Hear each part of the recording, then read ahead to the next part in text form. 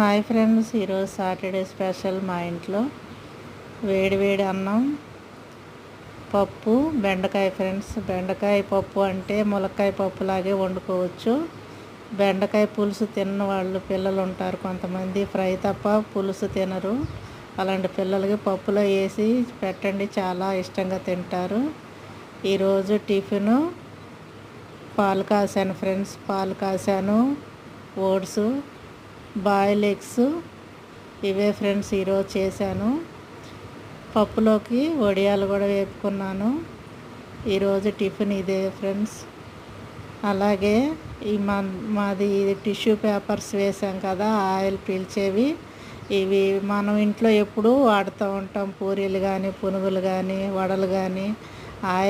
ఆయిల్తో వండే ప్రతి వంటకాన్ని టిష్యూ పేపర్ మీద వేస్తాం కదా, అది మాకు మ్యానుఫ్యాక్చరింగ్ ఉంది ఫ్రెండ్స్. కావాల్సిన వాళ్ళు ఆర్డర్ పెట్టుకోండి.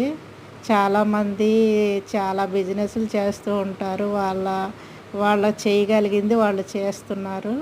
పచ్చళ్ళు అవనివ్వండి, ఎన్నో బిజినెస్లు చేస్తూ ఉంటారు. ఊరగాయలు, పచ్చళ్ళు, చేపలని. తర్వాత నేను చూస్తూ ఉంటాను, చాలామంది చాలా బిజినెస్ చేస్తూ ఉంటారు.